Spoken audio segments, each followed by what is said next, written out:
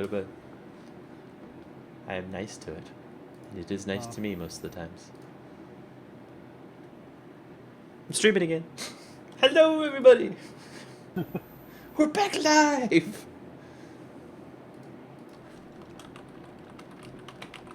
One quick reboot is all it needed.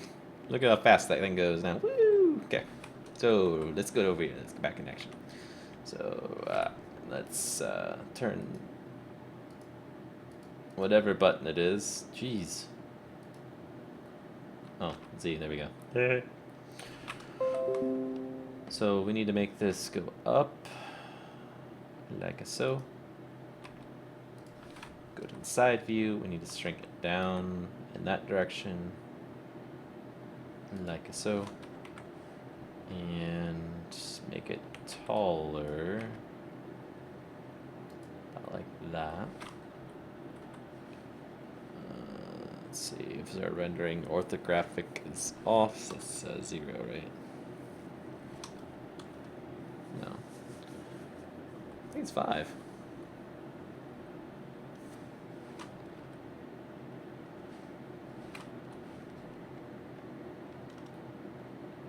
Is anyone there? Is anyone there? Oh, okay.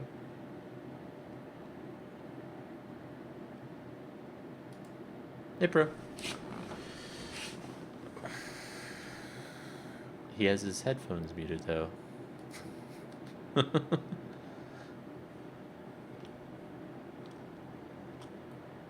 Oh my gosh, I can't remember the controls. Help me! There we go. Too many similar programs have similar controls. So I need to take this whole thing, extrude, maybe. No. You know what? Maybe I should do it like this.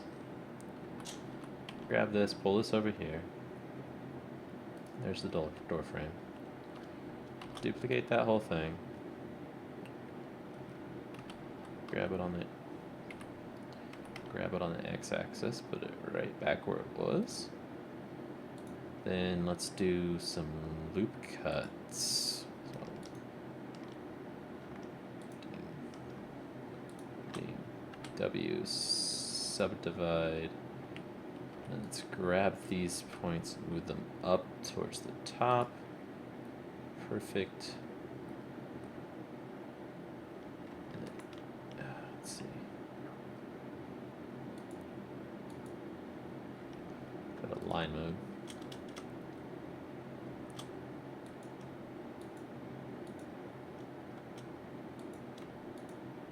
Oh my gosh, Z. Ooh, so our normals are all off. Recalculate normals. Remove doubles.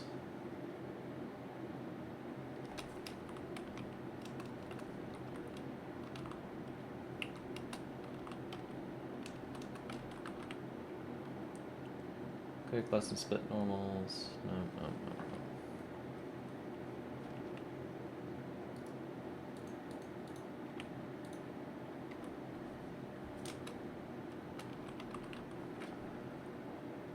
Flip normals, there we go.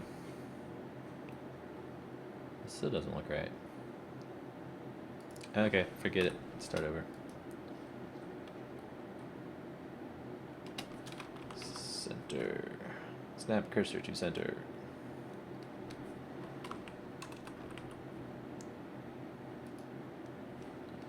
I'm gonna do object, add a mesh.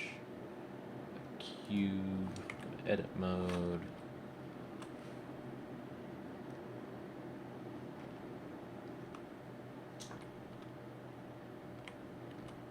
Box select, grab Y, grab X. I like that. Yes, I don't care about Java right now, computer.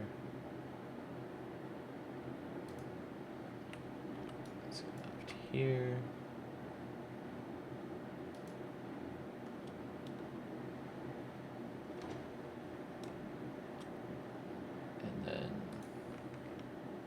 Mode is active.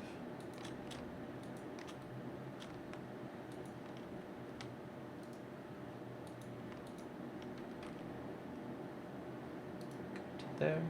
Let's go to side mode and make this smaller because I didn't realize it was that wide.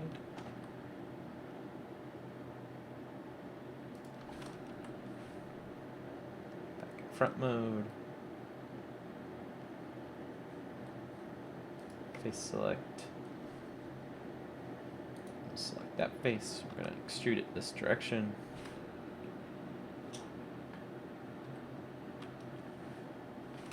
Back in front and grab and pull it over. Like to there.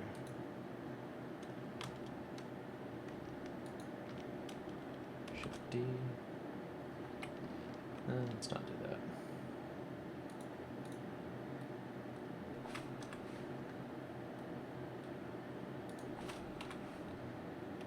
Grab it, pull it right over to that line. Subdivide it again. Back to line mode, Alt on that. Yep, it selects the whole loop. Grab, pull it to the right spot, which looks to be about right there. Sure.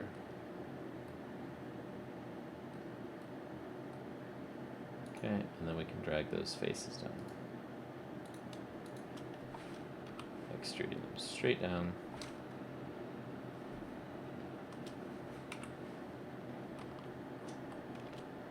And we've made a door frame. Okay, now we need to make the door part of it. So that's good. So that's its own object frame. Let's make a new object. It's going to be a door. Mesh, cube, side view, edit mode, scale, Y direction. We'll make it a little narrower than door frame. Okay. And scale in this direction. Well, actually just make it a hair bigger in this direction. Okay, and scale vertically.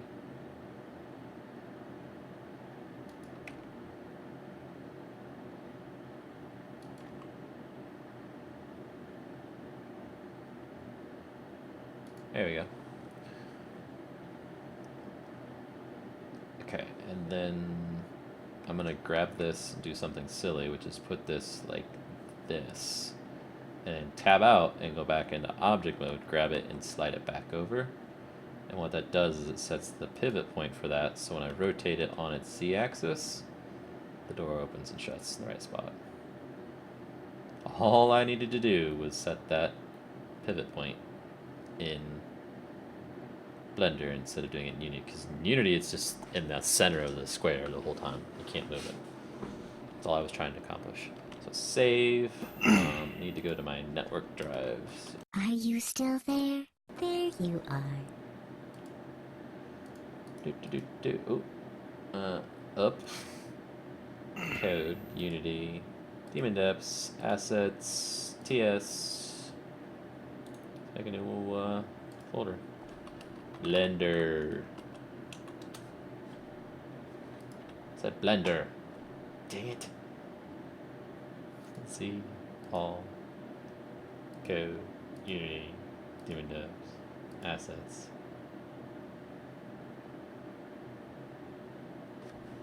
TS. Sure, we'll put it there.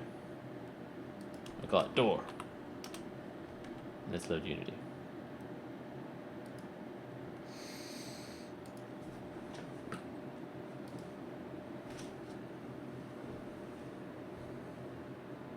Hello everyone that's watching. It says 3 people are watching. It's probably us 3 in this channel right now.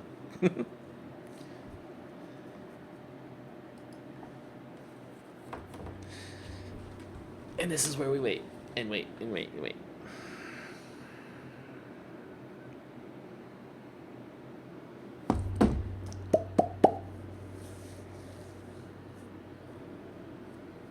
Still playing Factorio, Fire? No, I'm playing Clash Royale right now. Oh. Oh, that's right. Air's not on here, is he?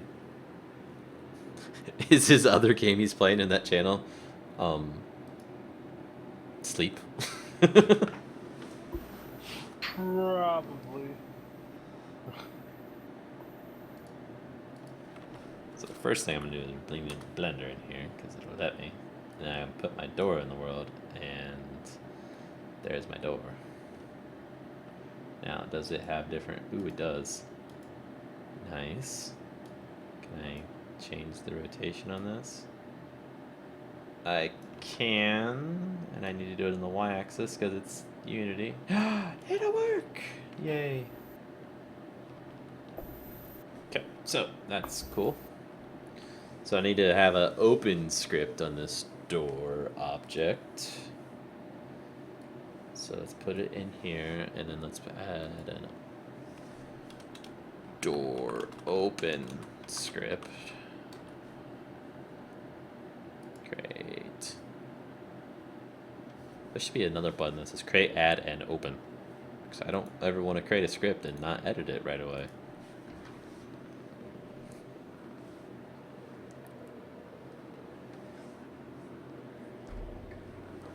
Okay, I shouldn't say ever, but most of the time I will.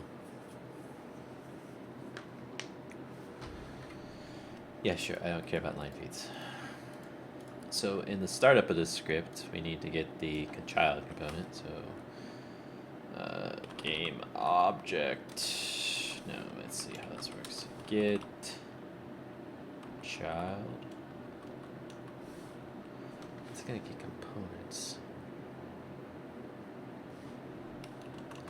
This dot transform dot child.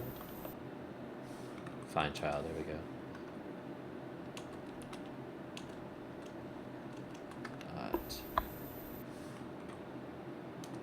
Child name, door,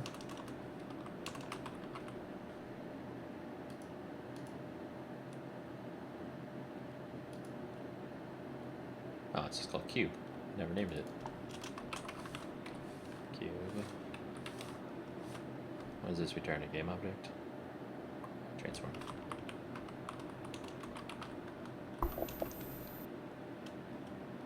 Door equals. Ding, ding, ding, ding, ding, ding. And then in the update, need a state of some kind. So int state 0 equals closed, 1 equals opening, 2 equals open. We're going to default it to closed. So in fixed update, it will do if state equals 1, so we're saying it needs to be opened. We will transform dot rotate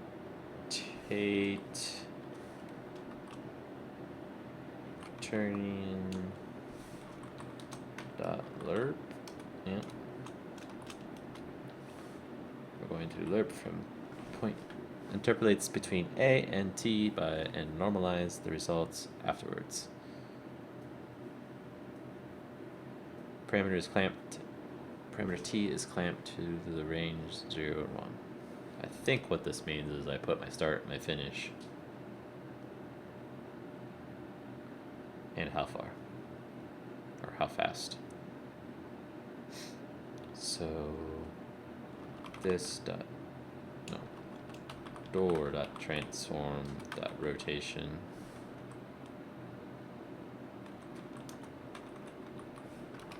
and new quaternion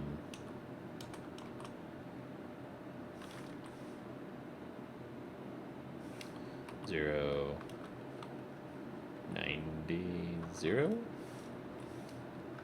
and it's going to do times 1 times time dot delta time. So we're going to try and open the door. That's what that fancy stuff means.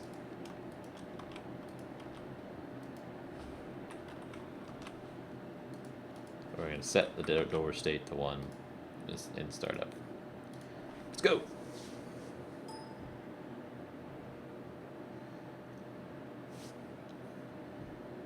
So we should see this door, and it should be swinging open over time.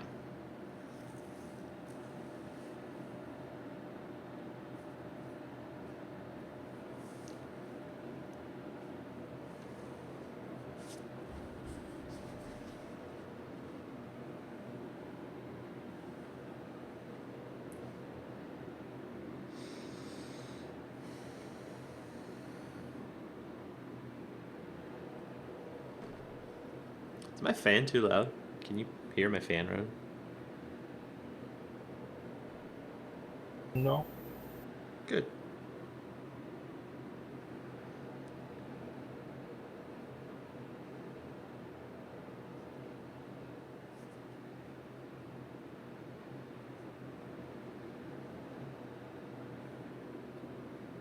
I can hear frame fan.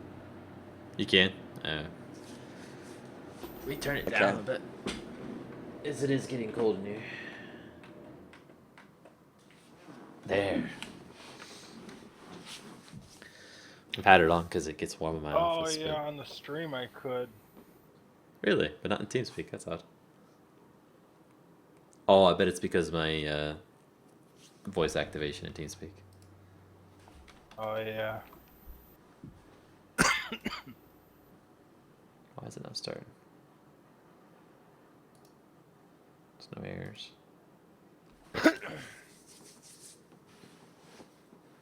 Yep.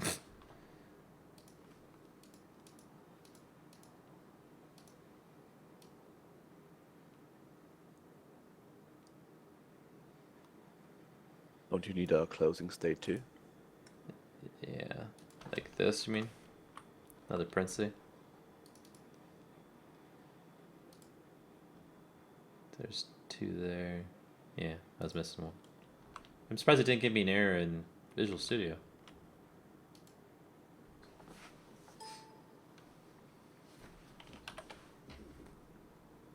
Oh gosh. Oh,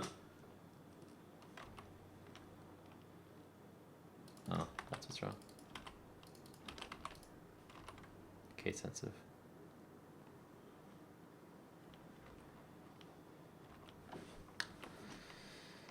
Come on, tell me the errors, Unity. Structure takes 3 arguments. What? Well, how many does it take?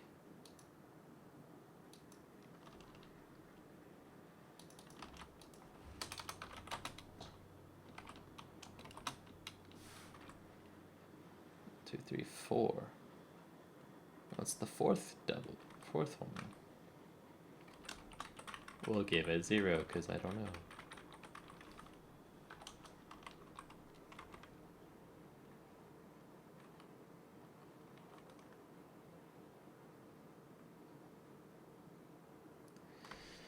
Best overload method, Unity transform rotate vector 3 has some invalid arguments. Okay.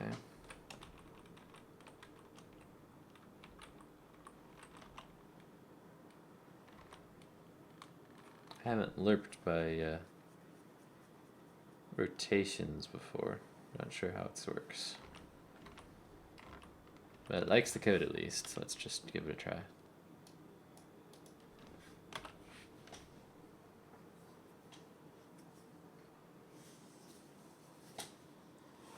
The lerps to move things across the screen. I don't see it moving.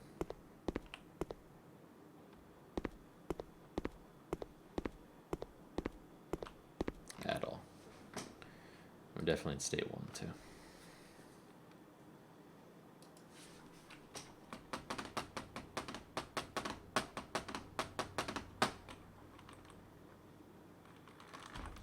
Let me research that one, I guess, real quick. Unity, lerp, rotation. Search for that.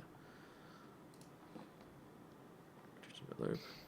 Interpolates, but it says the exact same thing.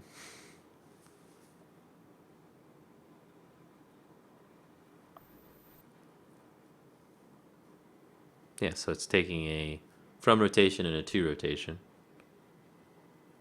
And the time. Time speed. So let's do this. Transform to.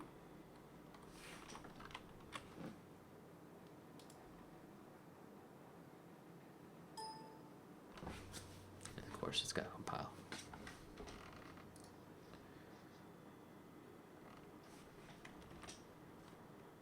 Public transform to. Hoping I can assign a transform to it, and then we can just go from there. Hey, Tech, I'm gonna log off. Okay. I haven't had dinner yet, so. Jeez, Fiery, go eat. It's the middle of the night. I just haven't thought about it. I just not thought about it, you know? Good night. Or are you not going to bed after dinner? No, I'll probably stay up, eat my dinner, maybe watch a movie. You know, Okay. Okay. who knows? I might pop in later if you're still streaming or whatever. Oh, I doubt night. that. It's 1:30 here. But I might stream some more tomorrow if I get a chance. We got a birthday party to go to and stuff like that, but chores around the house, but I'll be on at some point. Alright. So, later. Later. Is anyone there? Where's my mouse cursor? Come on. Why are you not working now?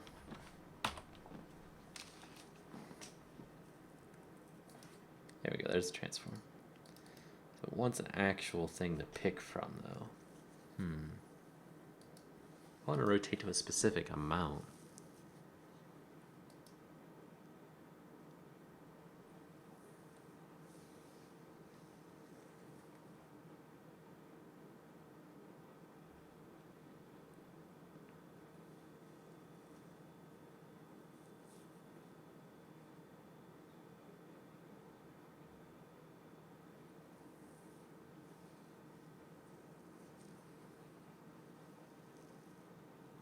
Okay, maybe that's it.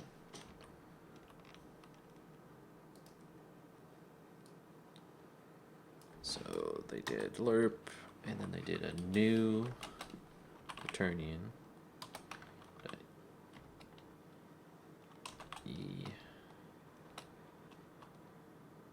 EULER.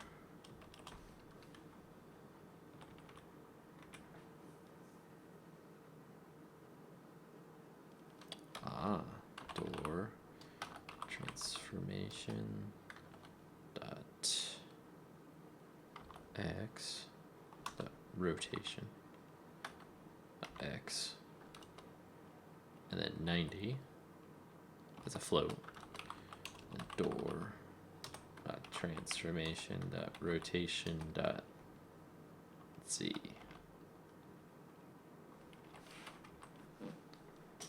Why is it not like this?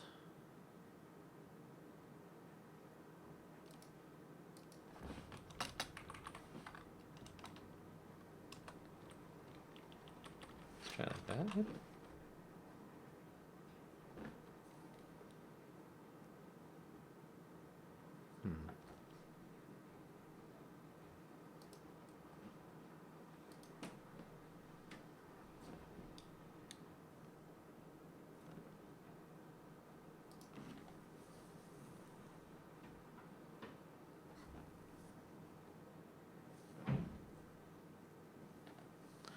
Somebody is up in my house moving around. Sounds like my son finally went to bed.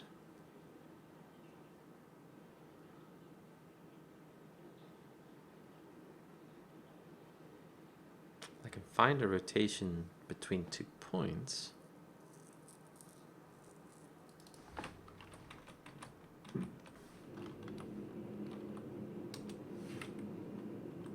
There we go. It wasn't new. I was just calling that function.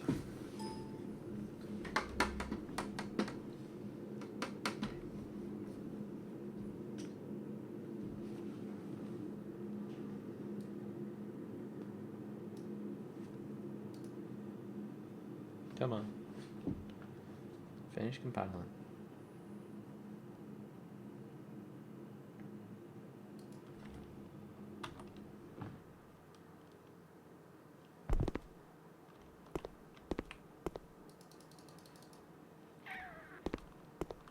Really?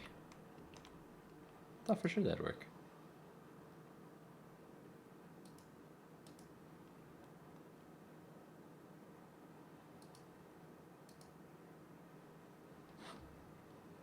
First off, let's make sure. Yeah, if it does rotate, it would certainly move. And going up to 90 seems appropriate.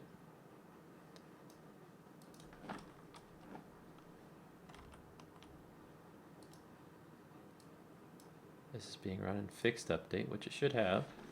I think. Just try an update. It'll take a second for it to recompile it.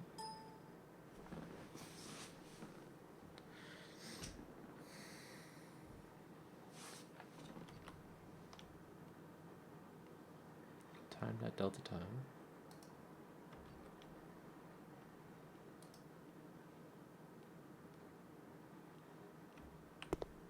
It's just not going.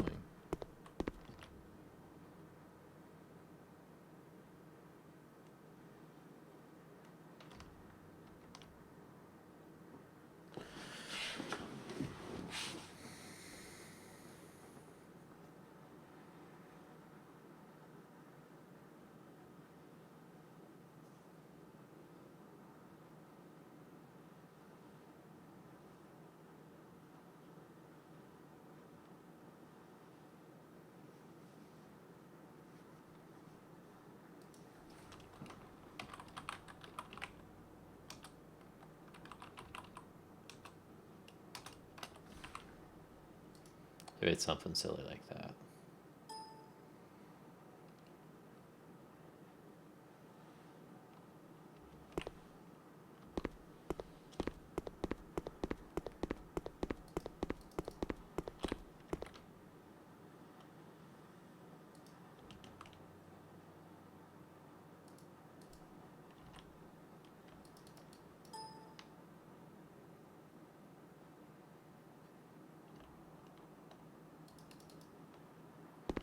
Oh, whoa.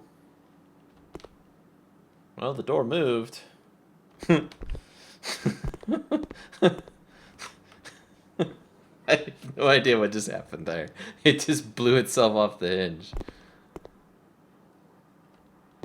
I don't. It's not because I'm colliding with it. There's no collision box on this thing. And according to those transformation rotation numbers over on the right side, it's still trying to move. Ever so slightly. It's the rotation on the X and the Z planes that are off for some reason. X and the Z. I wonder if I need to transform to the Euler angles dot X like this instead. And unfortunately, I don't know what those Euler angles stand for. But we'll try it.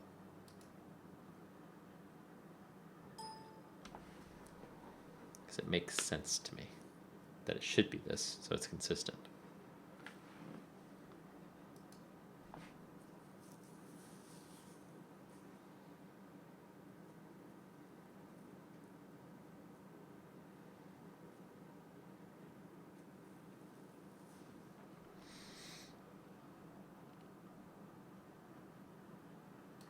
Come on.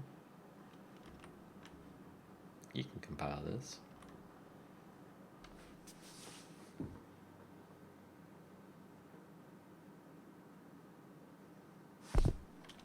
There we go.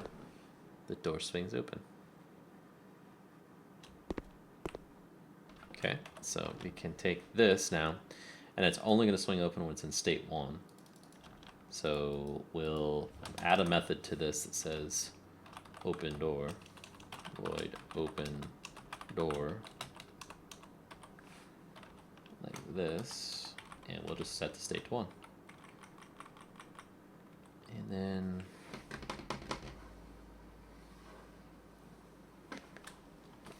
if transform from rotation is greater than, say, 89.5 F,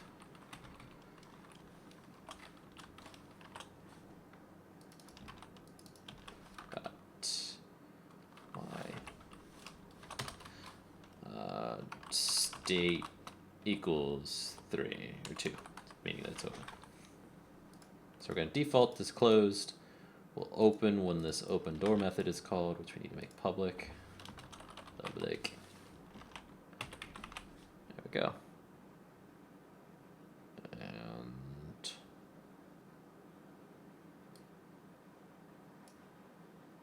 that should do. So now if we come back over here,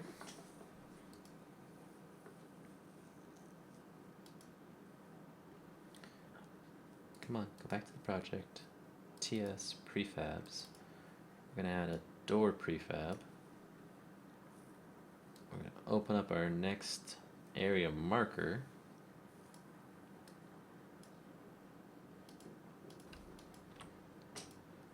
Next area marker is going to have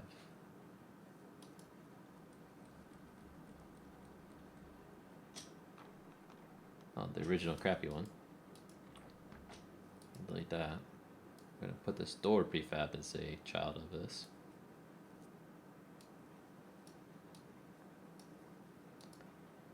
There we go.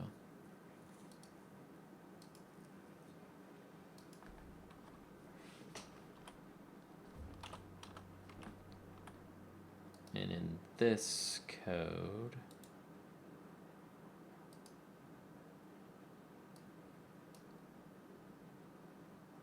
we're going to find a component. So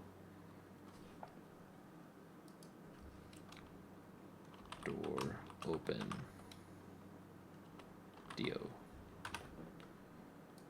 do equals get component in children of type door open. I'm gonna do dot open for real. Door open. Do. Oh, do's a keyword. Okay, door open.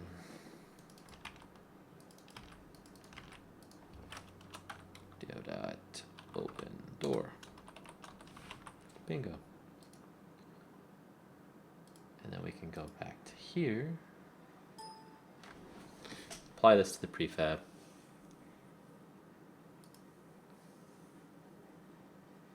It's got a door. Delete it from here.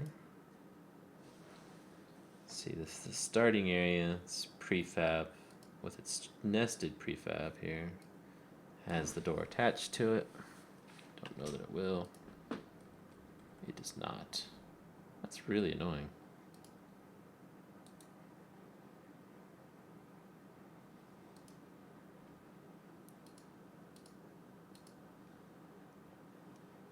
It's not actually using the prefab or something. Oh well. Go. Holy cow, that's huge.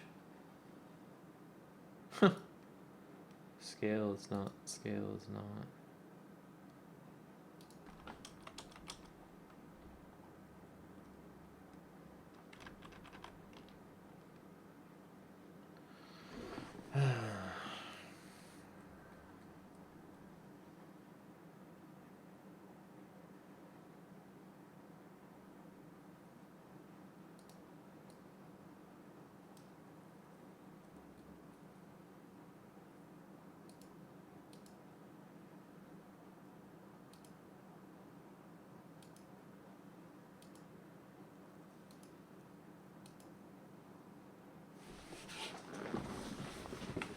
How annoying.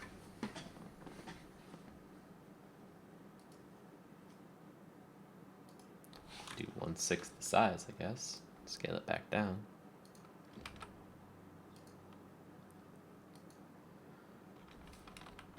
calculator out. That divided by 1 divided by that is that size.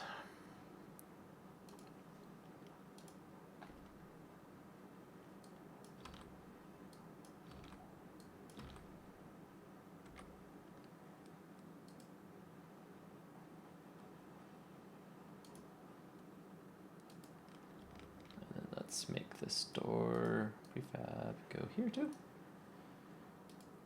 Update this prefab, update this prefab, delete them both out of the map, and let the thing load. There's my door.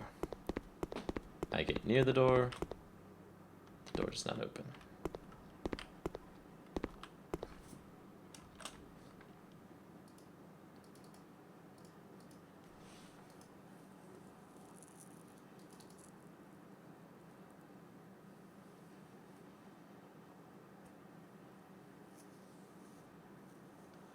Null reference objects not set to an instance of an object. We're looking for a door open component on a child. On children. Does it have a door open component? Come on. It did not.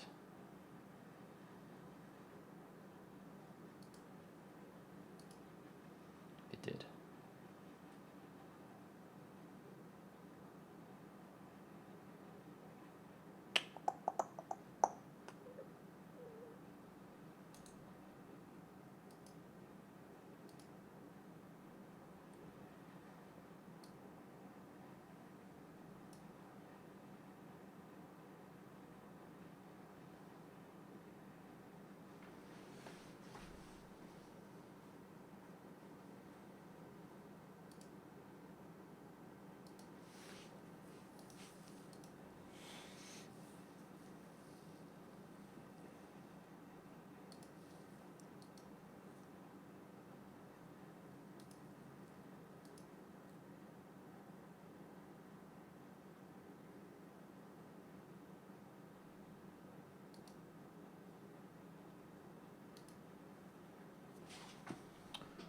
Interesting.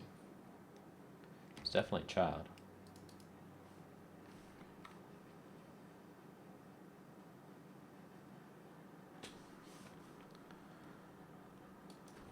Get component in children.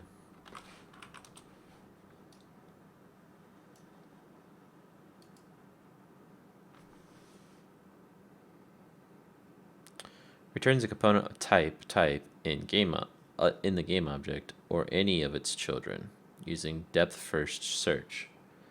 The component is returned only if found on an active game object. Well, we certainly know that it's active. It's not unchecked.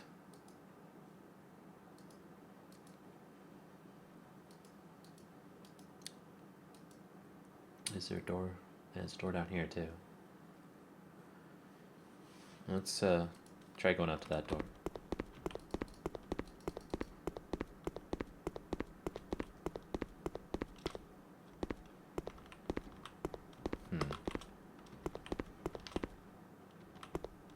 It's not finding it for some reason.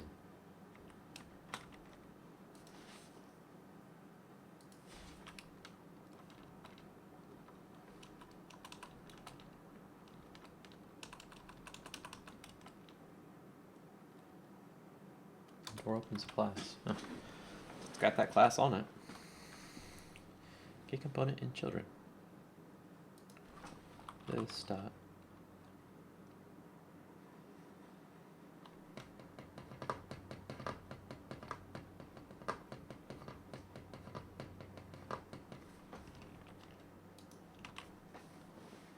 And that. Oh, is it on that? Oh, that could be it. If it's underneath this. That's what it is. Okay, so this door needs to be a chill out child of the next area marker because that's what's got the collider and everything. So that collider is disabled, by the way.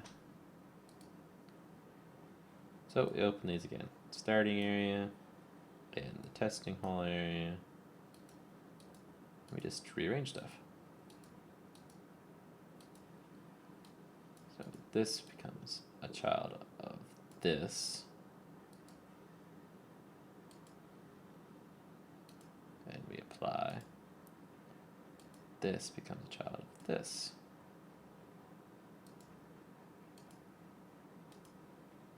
We apply. Apply. And apply. Delete. Okay. Run her again. This time I'm pretty confident it should work.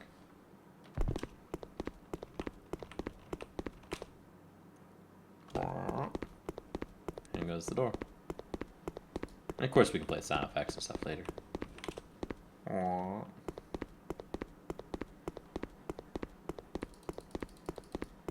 Pretty cool. And of course, you know, at the end of this hallway, if we had a rest of a wall here, it would look a lot better than just this silly door in the middle of the nowhere, right?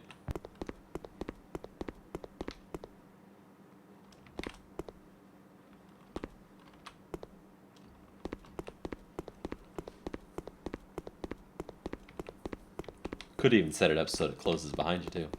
We also need to give this thing a collider, so we can't walk through the door until the door's open, that kind of stuff. So let's try that next, and hopefully it doesn't break everything we just did. Generate colliders. Boom.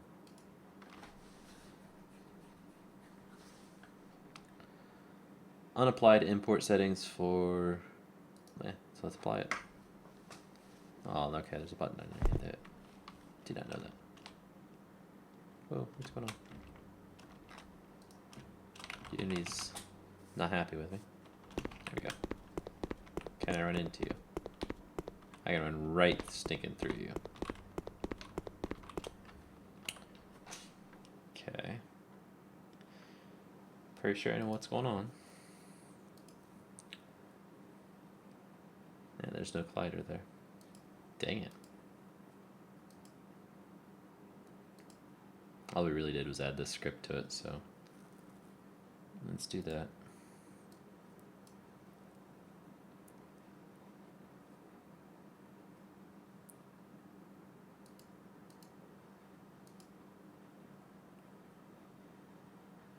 What did this do? Does it have a collider? Yes. Let's drop the mesh collider down.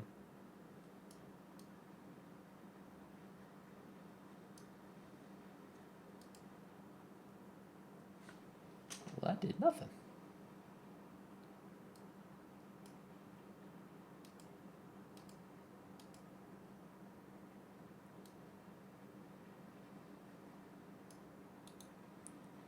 Copy component.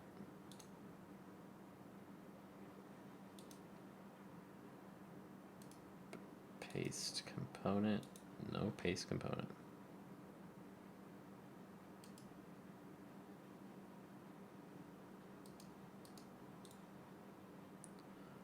Okay. Let's just grab all that crap. I'll just add the meshes, the colliders manually. Mesh collider.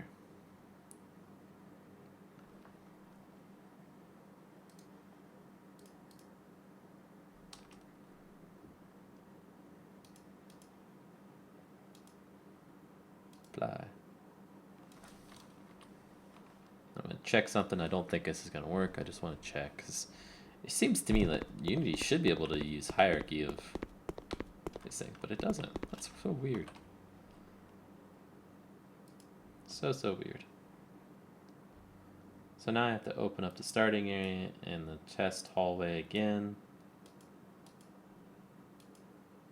Either make these changes manually to the door, which I probably do. Mesh collider. Mesh collider. And apply this all the way up the frickin' chain. Which really doesn't do anything. I just need to do it at the top level, I guess.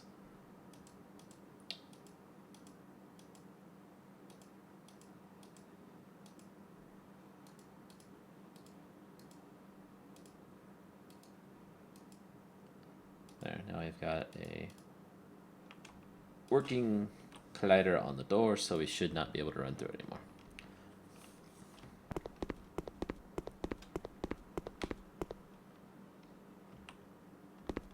And it does stop me. I cannot walk through that door. So we have to wait on the door to open. And then we can walk through it when the door is open, which is also very good. It's not too small or anything for our character. That also probably means our bullets don't shoot through the door. Our bullets do, because they're not set up that way. Yeah, it looks like it's going through the door.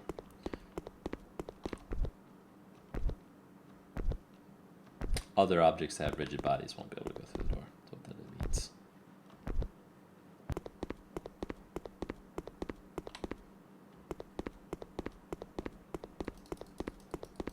So I'll need to set up some type of code on the bullet itself that allows the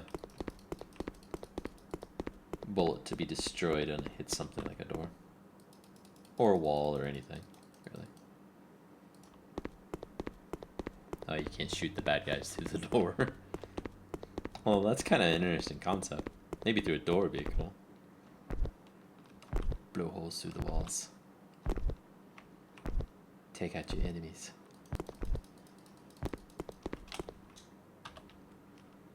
Okay, so let's try this hallway again.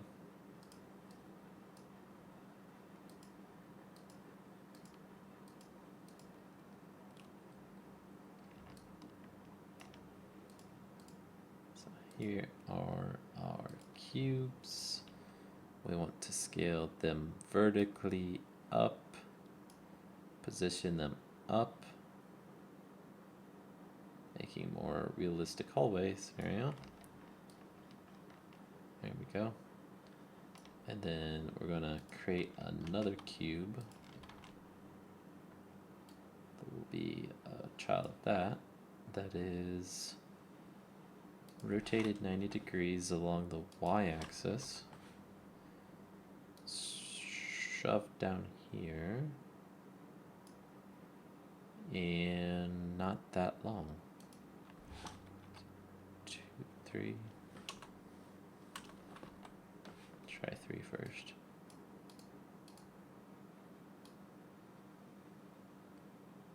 Not quite 3, so like 3.5?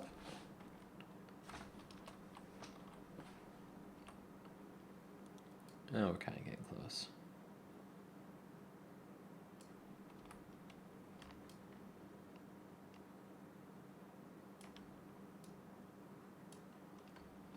Control D. Control D, I said. There we go.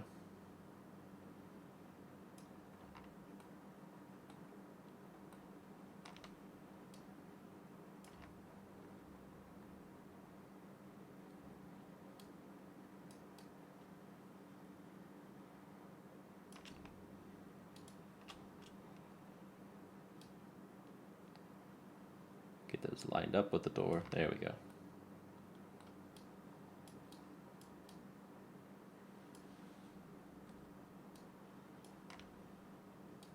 Make it the same height as the door? What if I made them 3 tall? There we go. These probably should be 3 tall. Also.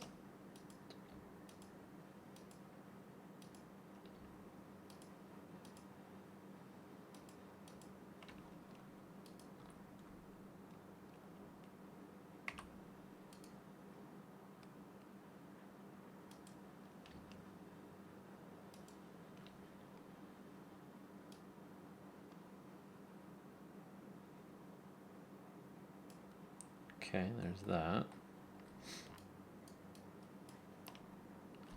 Control P. Whoa. Okay. Didn't do what I need to do. Need to apply it first. Delete it. Control P.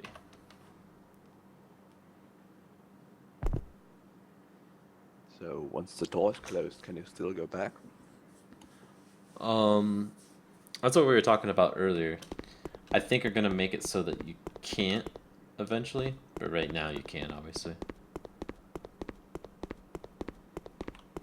And the thought process was, if I make it so that once you go through the door, you can't go back when it closes, then I can unload that previous room and not take up memory that way. So I can keep continuing generating new terrain, basically, without consuming all the RAM on your computer. Otherwise, you would store the old room in a file like that also. Yeah, that's the only other way I could do it.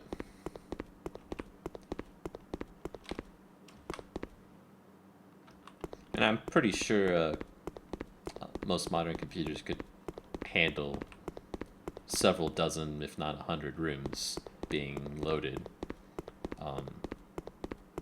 But to go beyond that, then it might get a little kind of too much for.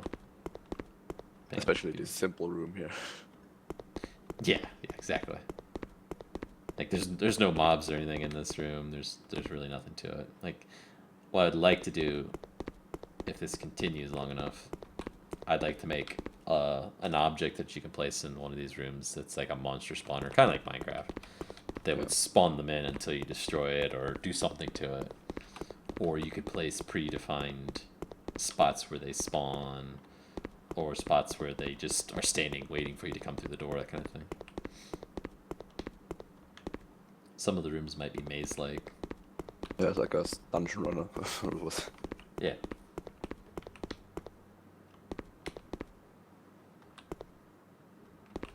So the idea that this came from was we started creating a Minecraft map where it basically created a checkerboard pattern in the world. I was just trying to figure out how to do world gen in Minecraft in a bucket plugin.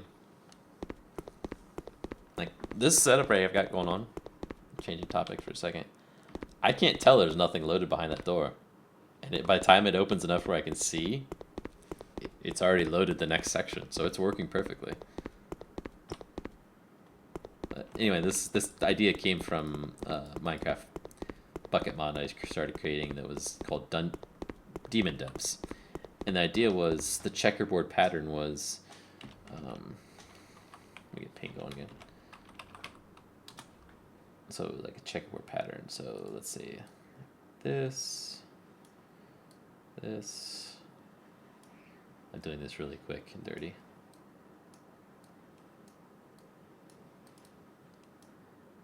So pretend each one of these areas in here is a chunk in Minecraft.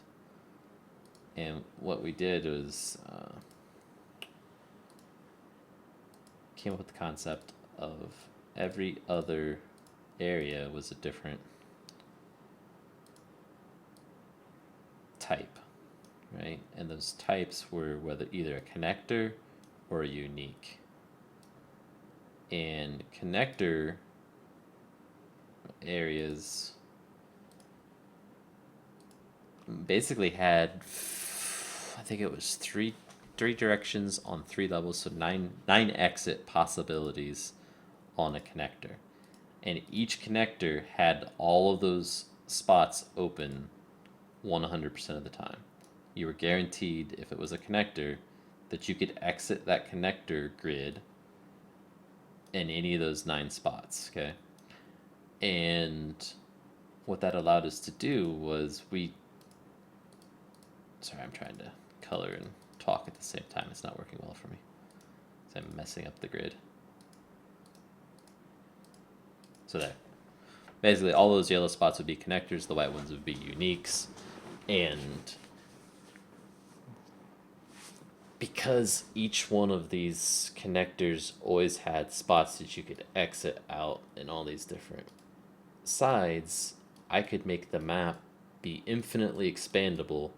And because I had an algorithm that would figure out what a chunk was, because it was actually bigger than one chunk, it was 4 chunks combined, so this would be 4 chunks. So if you split it down the middle like this, this would be another 4 chunks. This would be another 4 chunks, and so on. And I basically just calculated whether or not they were even or odd, the chunk numbers, with some extra math to do the 4. You could create an infinite world. And in the uniques, as long as you guaranteed that there was, I think it was 2 exits out of the unique, you had an infinitely expandable world. Because you would start in a connector and go into, you say, this unique. This unique would then have to be guaranteed to either connect to this one, or this one, or this one in some way. And then once you're into that one, you're guaranteed to be connected to whatever other connector, whatever other unique happened to connect to this one. Okay? And it just worked out that there was always a path forward, but sometimes you'd have to backtrack because sometimes there would be a dead end in a connector. But it wasn't enough of the time, there wasn't enough of the frequency that you always were stuck, right? There was never a case where you could only go to this one and this one only went here, and then these ones where you couldn't go through and this one you couldn't go through. It just didn't work out like that. You could always progress. We never ran into a scenario where you couldn't progress. So it made it a completely expandable world. And the nice thing about it was, because we were using command blocks in the different modules that we were saving, so I set up another plugin that would scan the chunk in. So we set up a map maker world with this plugin on it, and you would scan in the 4 chunks that make up that module, and that module would be saved as either a unique or a connector, and it would save it off onto disk. And that same computer that was running the map maker server was also running the Demon Depths server. So as we were building them, we could just log into a different IP and automatically be playing Demon Depths with the map we just created, added in as a randomly generated part of the world. So it would randomly pick that module in the appropriate spots.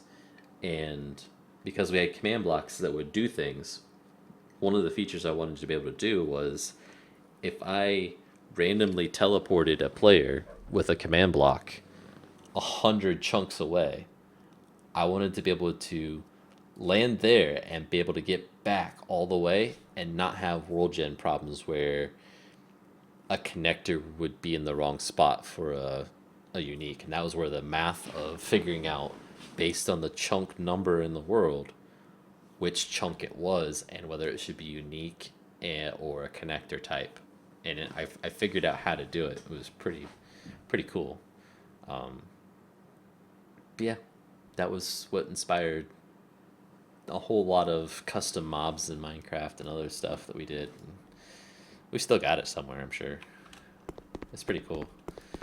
But that's the Demon Depths, going in, exploring a map.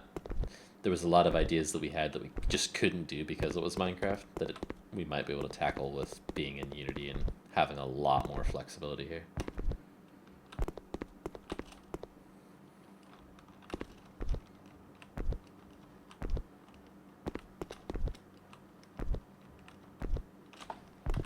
Let's do one more thing here before I go off to bed tonight. It's getting late for me. Let's take this and... gosh, I don't remember which texture it was. I want to say it was the last one. So would there be multiple doors in one room? Yes, and that goes back to the connector unique thing. Yeah. If I were to alternate them, then you would end up in that scenario. But I think I've got a little bit more control here, because if I delete the previous level that you were in, I can actually make the maps go in a big circle, and you're constantly going through different rooms still. Yeah. Because like it's not logical with the real physical world. Like if you make 4 left turns, you would expect to end up where you were, right? But if I'm deleting them behind you, I can change it on you. Yeah. The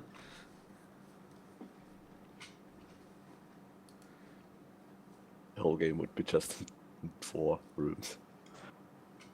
Yeah, like it could be the same four-room physical locations of those four rooms, but the four rooms could be different rooms each time you go in.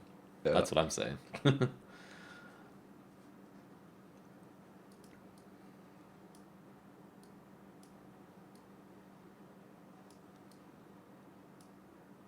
I apply this to the whole prefab now?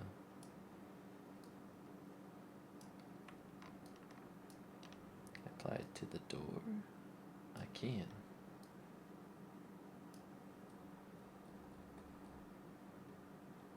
And then apply. And play.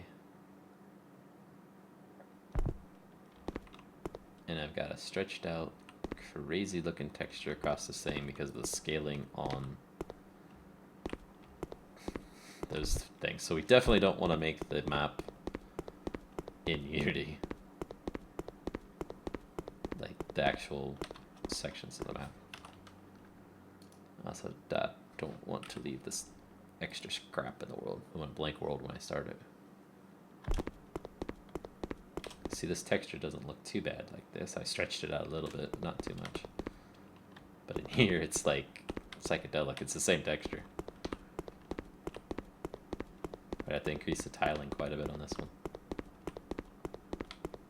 And then here, it's all wonky because it's smaller.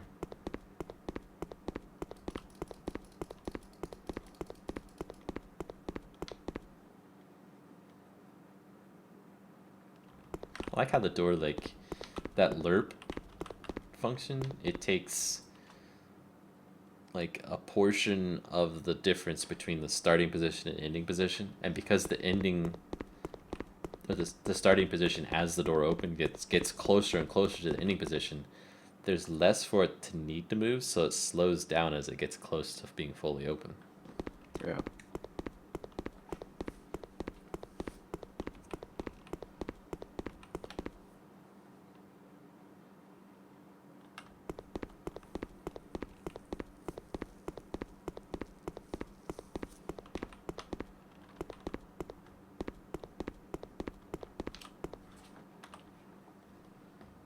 Try one more thing here.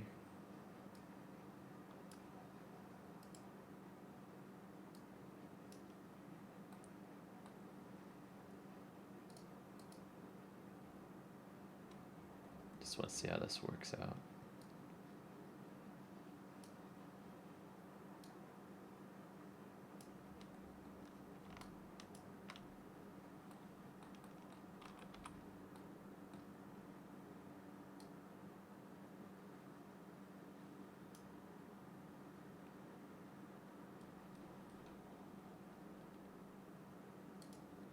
Let's rotate him.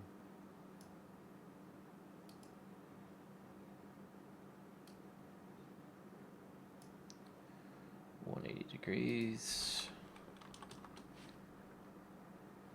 And slide him over so he's kind of centered.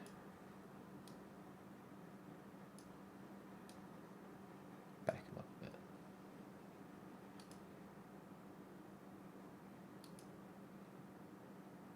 Okay, and then let's do the staff too.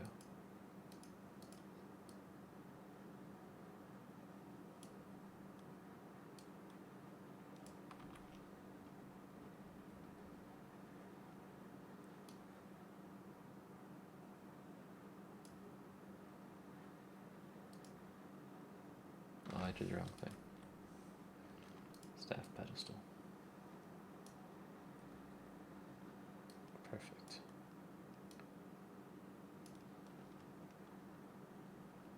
I thought these shurikens were flowers for a second. What was that? I thought they were flowers for a second. Oh. Yeah, Or that's kind of like them. that's like Unity's symbol for what's it called? Particle system. Okay. It just indicates that there's particles there. So -90, I guess. There we go. No, I don't want to play yet. We want to apply.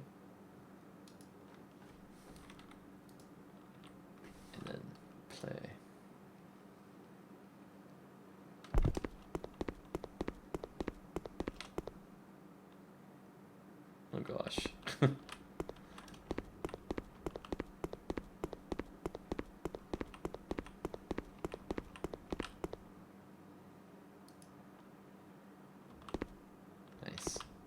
goes up too high, but that's okay.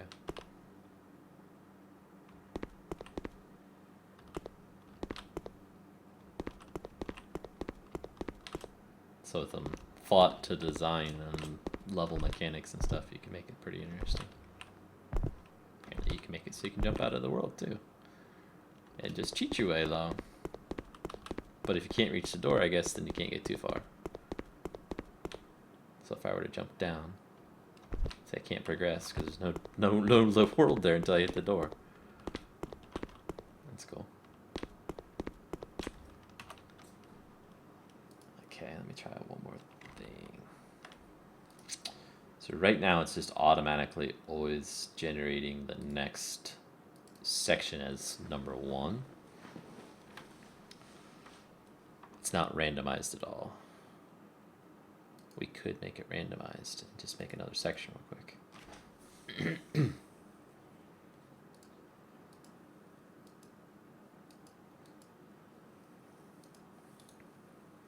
So let's do another plane.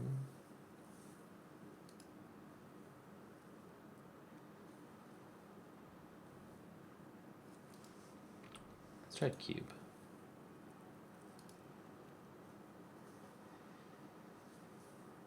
If I 0 this, 64 by 64 is too big.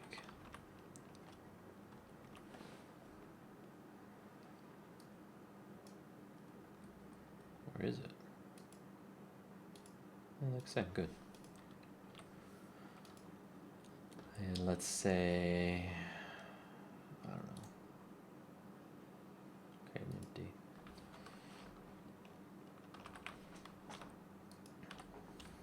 Maze room.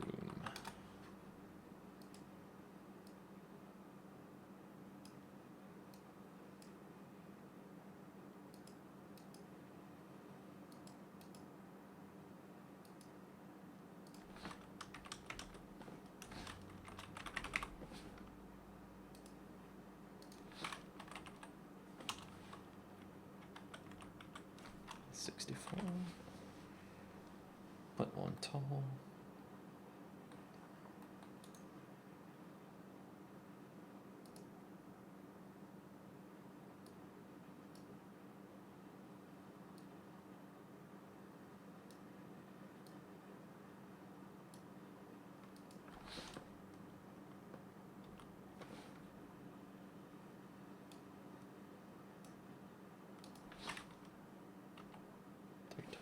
Let's make it 4 tall. And then another one.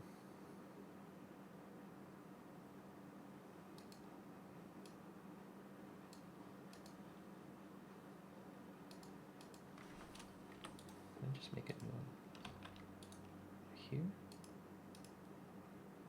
There we go.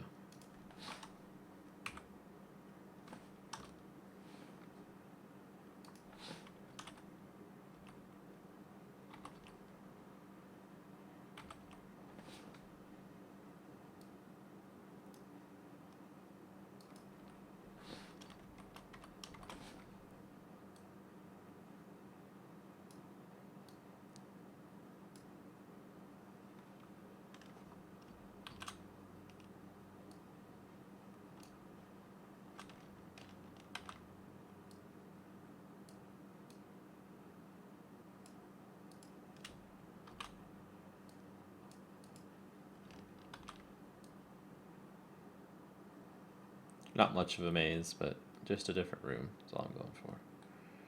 And then we need a door. Our next map. Area marker. And it should be right where it needs to be with a door on it. Okay.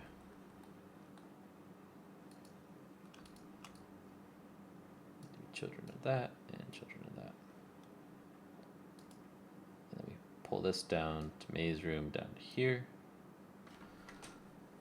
And maze room becomes number 2 element. Pull this off of here.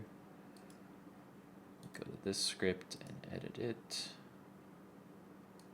So now we can go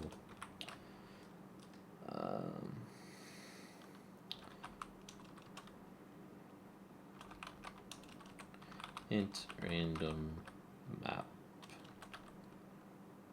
section.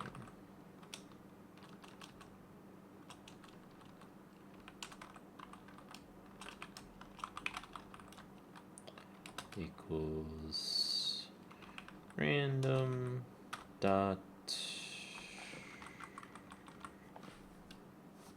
returns random float number between min and max. We want not a float necessarily.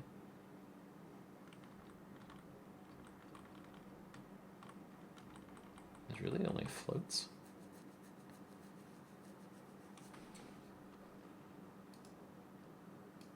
Quick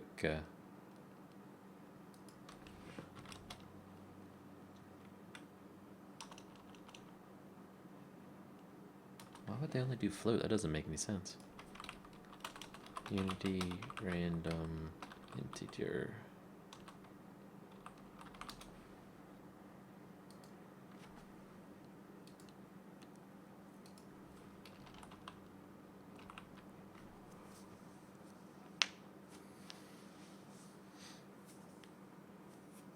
I guess I could just round it.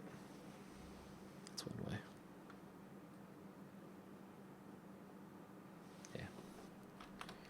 So random dot range. Oh, it returns an integer. Okay. So we want between 1 inclusive and 3 exclusive. Which 1 will be hard coded and 3 would be map selections dot length. And random map selection. I say 1 instead of 0 because I don't want to pick up the starting section ever again. Or starting area, I should say. So now when we go through the door, it's going to be random as to which one appears on the other side of it.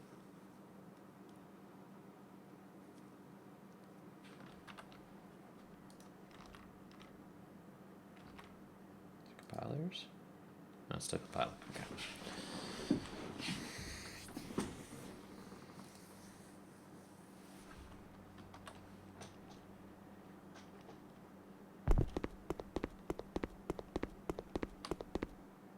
And bug.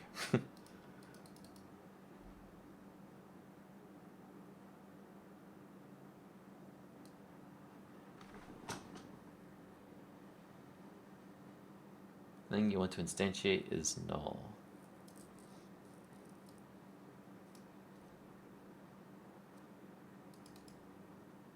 Oh, that's right. Okay. I understand.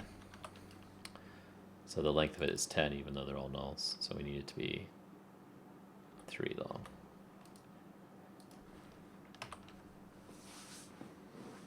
Can still change it back to 10 later once we get 10, but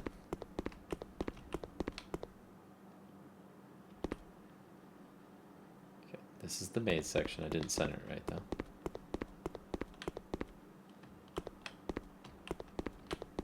And that door didn't open.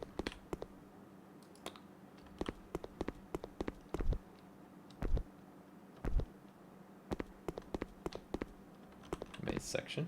And I'm stuck.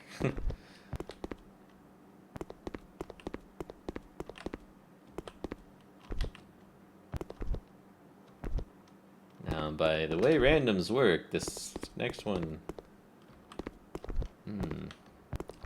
it seems to be just alternating instead of being truly random. Okay, that was random. There should be an occurrence of the hallway happening twice. There we go. Okay, so it's random. So lots of little bugs in there because of the way I made it. It wasn't perfect, but it worked. Maze room. So we need to offset this 32 pixels in the Z direction. And apply. That should fix half of it. And then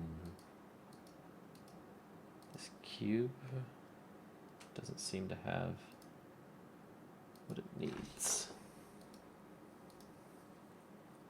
door open script. Oh, it does have the door open script. Interesting.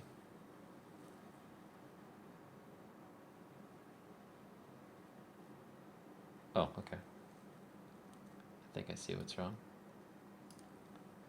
That needs to be a child of that. Apply.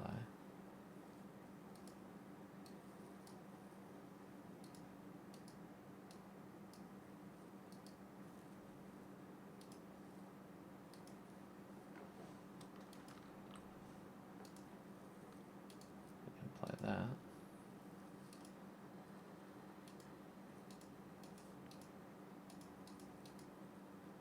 And does the cube, the frame, do not have mesh colliders either.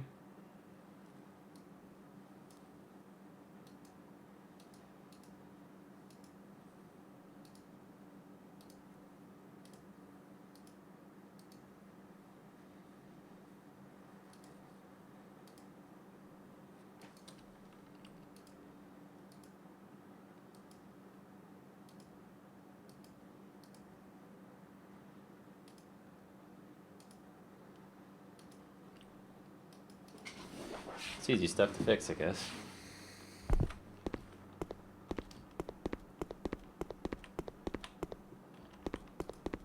Okay, so it's a hallway. This is a maze. It didn't get centered properly, though. The door does open. And it has a collider on it, so I can't walk into it. Okay, so it's just a centering issue now.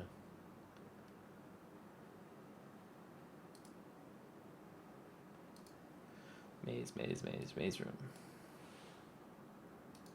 It shows it's offset by 32.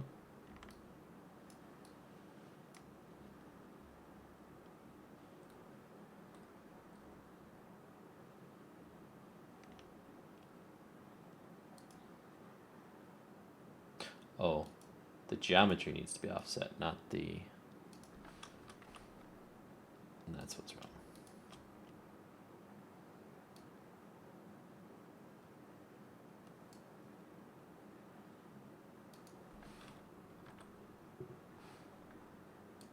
This needs offset by 64.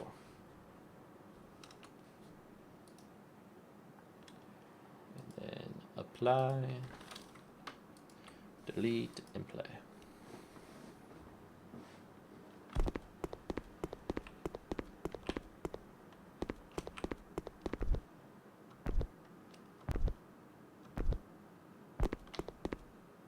And here's the maze room.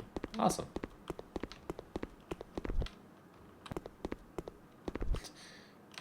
With no way through.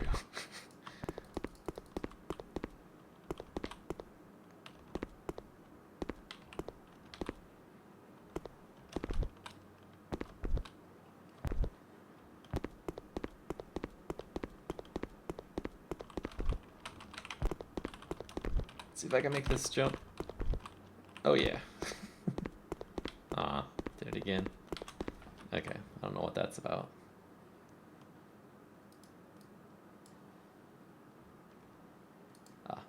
Truly is two of them.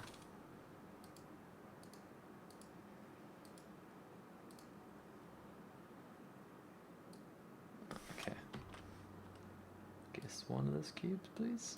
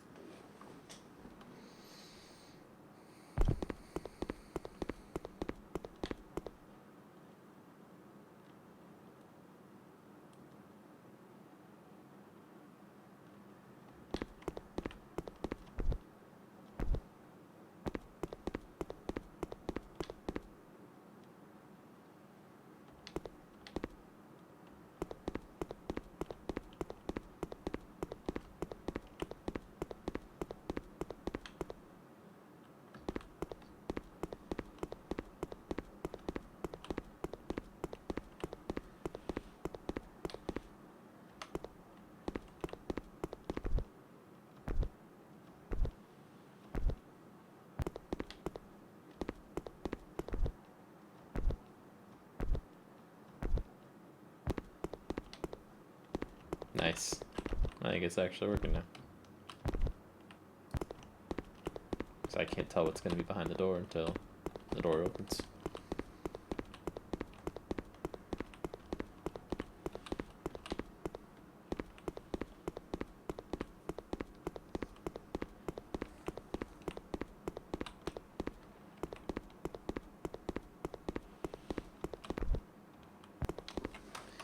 And of course, this isn't going to be the lighting of the final thing. It's going to be this.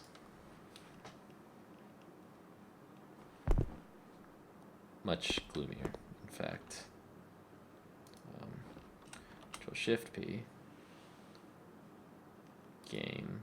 Maximize on play. Control Shift P again. There we go. Now we're maximized. Okay, I need to change the render, or the what would I call it? The material on that door, so that it's not visible. Like it's always got the same constant lighting because of the material it has. Same thing with this floor.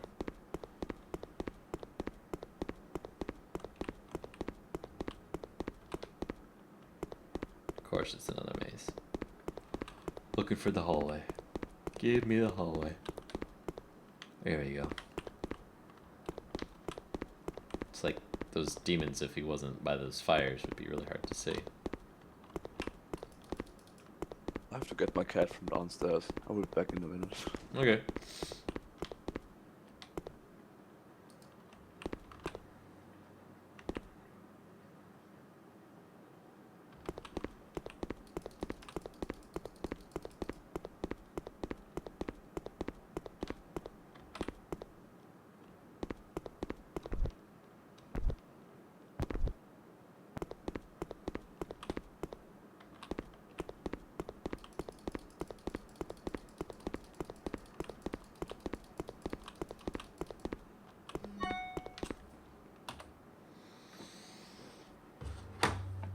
What was that? I got a message.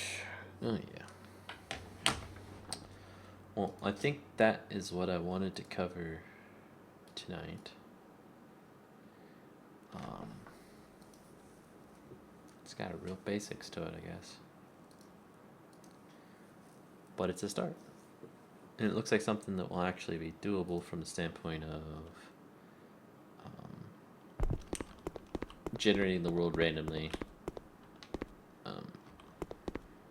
And what would seem seamlessly if there was walls by these doors, obviously, in the starting area and every map and everything. There's really no reason why, if it was a square room, that we couldn't have one out here, for example. And if we do the mechanic of, okay, the player stepped through the door, now we close the door, and then delete the original room, which might be a little bit trickier to pull off on some of the stuff I've done so far. But it's not in the world type things, it's just different. If we do those kind of things, then we'll have an infinite world we can run through. Excuse me, I'm too tired. But for now, this is TechStack, signing off. Hope you enjoyed. Bye now.